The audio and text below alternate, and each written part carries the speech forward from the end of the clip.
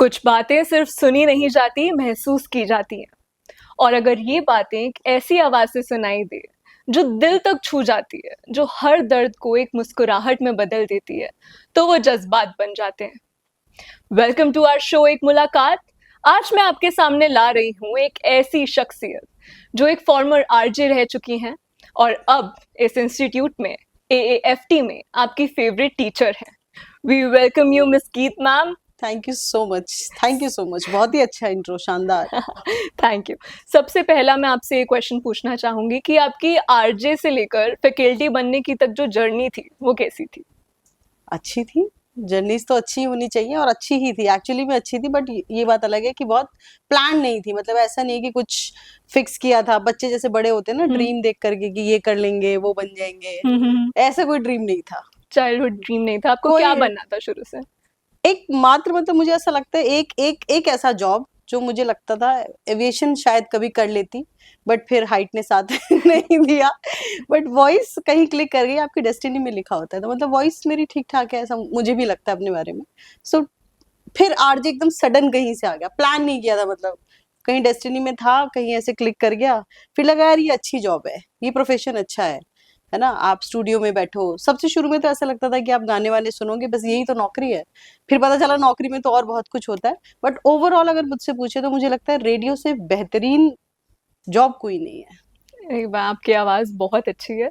और इस चीज़ के साथ जैसे आपने बताया आप स्टूडियो में बैठते थे और चीज़ें होती थी, तो कोई एक ऐसा यादगार मोमेंट जो आपके साथ हुआ हो जो आपको अभी भी याद है कि मेरे साथ ये बात हुई थी और मुझे ये याद है अभी? अब ना, मतलब मैं अब जैसे रेडियो में मैं काम नहीं करती हूँ, ठीक है, कुछ प्रोजेक्ट्स कर लिए तो कर लिए, अदरवाइज फुल टाइम रेडियो नहीं करती हूँ। मैं रेडियो सिखाती हूँ। रेडियो के स्टूडियोज ना बड़े अच्छे होते हैं और काफी पीसफुल भी होते हैं। सो अब इंसान है, लाइफ में अप डाउन भी रहते हैं, बहुत सारी चीजें रहती हैं। तो स्टूडियो ना एक ऐसी जगह है जहाँ ना कोई आपको ऐसे ना दरवाजा नॉक करके डिस्टर्ब नहीं करेगा। आप रो रहे हो, आप बैठे हो, आप अपने फेवरेट गाने सुन रहे हो, जो फील वहां है ना वो कहीं नहीं है। तो मैं, अगर मेरे से कोई पूछे कि मैं स्टूडियो सबसे ज्यादा मिस क्यों करती हूँ, तो मुझे लगता है बाहर बहुत ज्यादा भीड़ है, लोगों के पास मी टाइम की बहुत ज्यादा कमी है। फ्रेंड्स, मतलब हालांकि उनकी भी एक अपनी जरूरत है, बट थोड़े अकेले टाइम की भी अपनी जरूरत होती है। स्टूडियो आपको वो बहुत देता है। आपको ना, आप अपनी आवाज रिकॉर्ड करोगे, आप कहीं पर अगर बाहर है तो थोड़ा सोफिस्टिकेटेड रहोगे, बॉडी लैंग्वेज थोड़ा डिफरेंट रहेगा। वहां आपको कोई जज नहीं कर रहा, आप सबको देखो, कोई आपको नहीं देख रहा। स्टूडियोज बहुत अच्छे होते हैं और मतलब वहां बैठ के ना आपको एक्चुअली में अपना पता चलता है कि आप क्या हो। एक एक कहा एक लाइन है, ऐसे कहते हैं कि अगर आप किसी, कोई भी इंसान अगर अपने बारे में या आप किसी के बारे में जानना चाहते हैं ना, आप उसको अकेले में देखें, है ना। जो आप अकेले में हैं वही आप असलियत में हैं। तो वो स्टूडियो आपको बताता है। तो मुझे लगता है मैं ये बहुत मिस करती हूँ और ये मुझे सबसे अच्छी बात लगती है स्टूडियो की, मी टाइम। तो आपने बताया जैसे अकेलापन दिखता है जो कि अच्छे वे में दिखता है, पर ऐसा भी कभी होता है कि जैसे रेडियो में हमेशा एक आरजे को बहुत अपनी खुश आवाज़ दिखानी होती है, तो वो कभी उस चीज़, आपका जो अपना मूड है वो कभी आपके काम के बीच में आता है? नहीं, जब आप नौकरी करते हो तो आप नौकरी करते हो। ये सबसे आसान जवाब है इस बात का कि नौकरी में अब यहाँ पर आए हैं, है ना, फुल टाइम जॉब है ना। आप सुबह आए हैं, आप सुबह से पहले घर में क्या हुआ है, पर्सनल लाइफ में क्या चल रहा है, लोग ना वो छोड़ के आते हैं। और रेडियो की वाइब थोड़ी सी अलग है। आप सॉन्ग्स, ऐसा नहीं है, आप कभी सैड सॉन्ग सुन लेंगे तो मे बी शायद आप थोड़े सैड भी हो जाए, बट वो ना आपको एकदम से ऐसे पकड़ के ना ट्रैक पे वापस ले आता है कि नहीं नहीं, तू तो आरजे है, तेरी वाइफ हमेशा अच्छी होनी है, तेरे को तो खुशी होना है हमेशा। तो ऐसा नहीं है, मतलब आपका मूड जब आप एक बार स्टूडियो में चले गए फिर आपको बॉदर नहीं करता है, नहीं करता। नहीं करता, बिल्कुल। बाकी लाइफ तो होती है ना, सबकी में अप डाउन्स होते हैं, प्रॉब्लम्स भी होती हैं। पर जब आपको पता है आपका काम ही है, आपको हंसना ही है, आपको बातें करनी ही है, तो फिर आप रास्ता ढूंढ लेते हो। जो बच्चे आते हैं आजकल, बच्चे एक टर्म यूज़ कर रहे हैं कि रेडियो अब कोई नहीं सुनता, कौन सुनता है बच्चे? ये कोई एक मिसकंसेप्शन है रेडियो के बारे में जो आप क्लियर अच्छा करना अच्छा, चाहते मुझे हैं? एक बात बताइए, फ्री वाली चीजें कभी बंद होती हैं? नहीं, फ्री इंडिया चीजें नहीं कभी बंद होती नहीं है। होती है। रेडियो एकदम फ्री है। अगर आप कभी पर्सनली खरीदना चाहेंगे तो भी आपको बहुत ज्यादा इन्वेस्ट करने की जरूरत नहीं है। इलेक्ट्रिसिटी नहीं चाहिए, बहुत अच्छा स्पेस नहीं चाहिए, है ना। बस थोड़ा सा ये होना चाहिए कि आप सिग्नल्स ले सकें, इतनी सी तो रिक्वायरमेंट है। ऐसा नहीं है तैयार होके बैठेंगे तभी सुनेंगे, उससे पहले वो सुनाई नहीं देगा। और फ्री की चीजें कभी बंद नहीं होती। जितने भी आप ओटीटी देख रहे हो, जो भी देख रहे हो, सबके लिए आप पैसा दे रहे हो ना, मंथली है ना, या ईयरली पैकेज ले रहे हो ना। रेडियो के साथ कोई पैकेज नहीं है, फ्री की चीजें कभी बंद नहीं होती है। हाँ, ये जरूर है कि जैसे जैसे जनरेशन बदलती है ना, ऐसे ऐसे रिक्वायरमेंट्स, टेस्ट चेंज होता है। तो अभी जेनजी वाले बच्चे हैं, अब तो शायद जेनजी से भी आगे चले गए, मुझे तो लास्ट जेनजी पता है। सो उनकी रिक्वायरमेंट ये है कि वो अच्छी चीजें देखना चाहते हैं, सुनना कम चाहते हैं। बट आप देखो ना, हम खाने में, कपड़े पहनने में, हर चीज में तो थोड़ा थोड़ा पीछे जा रहे हैं रोजाना। तो रेडियो पर भी ऐसे ही वापस आएंगे। रेडियो बंद नहीं होता, नया फेज आएगा, नए रेडियो स्टेशन आएंगे, बंद नहीं होगा रेडियो कभी।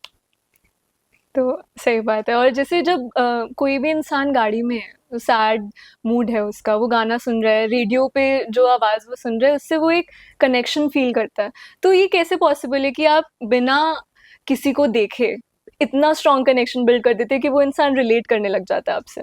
भगवान को देखा आपने? नहीं देखा ना। कनेक्शन है ना भगवान के साथ।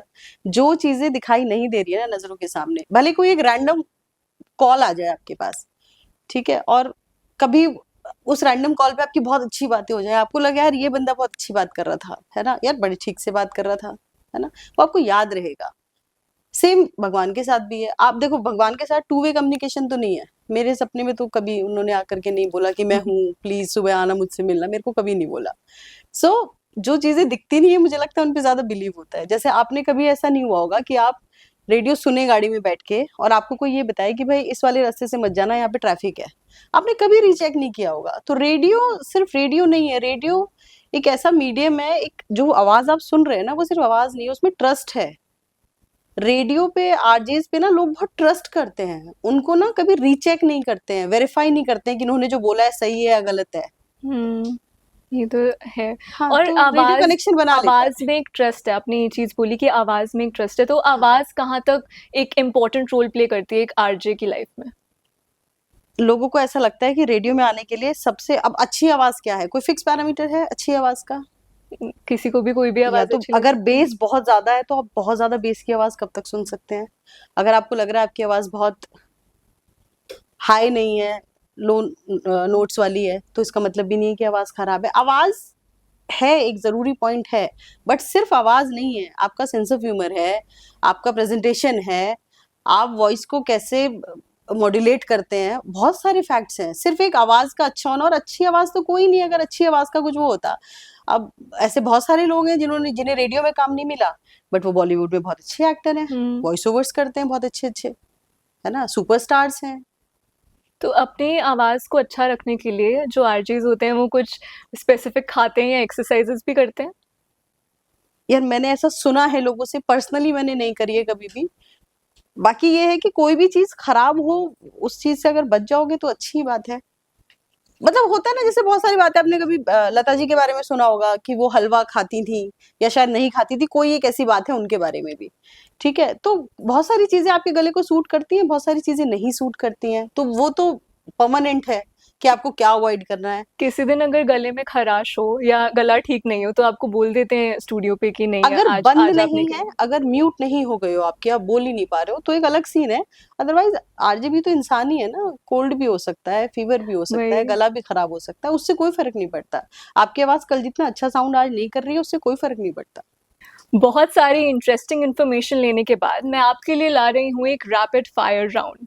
तो मैम, सबसे पहला सवाल आपसे, अगर आपको एक दिन के लिए रेडियो स्टेशन पे वापस बुलाया जाए तो कौन सा सेगमेंट फिर से होस्ट करना चाहेंगे? दिल से दिल तक या दिल पे मत ले यार? दिल से दिल तक। दिल से दिल दिल तक। से दिल तक। ठीक है। मॉर्निंग शो या late night show?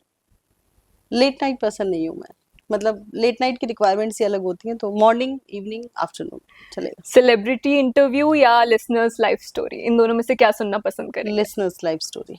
Celebrity interview तो ऑलरेडी सुना है। लास्ट क्वेश्चन है, इसके लिए आपको थोड़ा सा सोचना पड़ेगा कि जो आपके स्टूडेंट्स हैं वो आपको कौन से 3 शब्दों में डिस्क्राइब करेंगे? मुझे फन लविंग, चिल, कभी कभी स्ट्रिक्ट, ऐसे वाले मतलब। हाँ, कभी कभी मतलब जरूरत पड़ती तो डांट भी देती हूँ। स्ट्रिक्ट भी हैं हाँ, आप? बिल्कुल, कभी कभी हूँ। इस इंटरव्यू सेशन को हम एंड करेंगे इस क्वेश्चन से कि आपकी एक एडवाइस क्या रहेगी स्टूडेंट्स को जो इस फील्ड में आना चाहते हैं?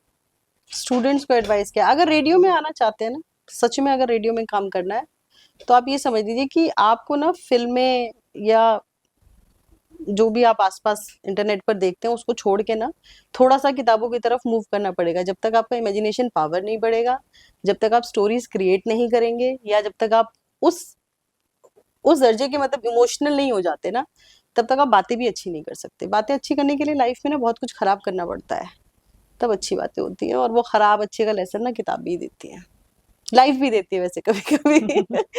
तो ये है, मुझे लगता है इंटरनेट से थोड़ा थोड़ा सा मतलब किताबों पर भी शिफ्ट करना चाहिए। वर्ड्स मिलते हैं, सबसे मोस्ट इम्पॉर्टेंट चीज है।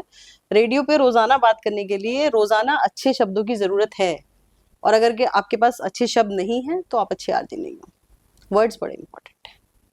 Thank you so much ma'am for coming here. और मैम का नाम ही है गीत, गीत को सुन के ही लगता है कि आज तो मजा आ गया। तो मैम आपसे ये बातें करके आज हमें भी बहुत मजा आया। Thank you so much. ऐसे ही दोबारा किसी और पर्सनालिटी को देखने के लिए बने रहे हमारे शो एक मुलाकात में। मैं हूँ आस्था मुंजाल, विदा लेती हूँ।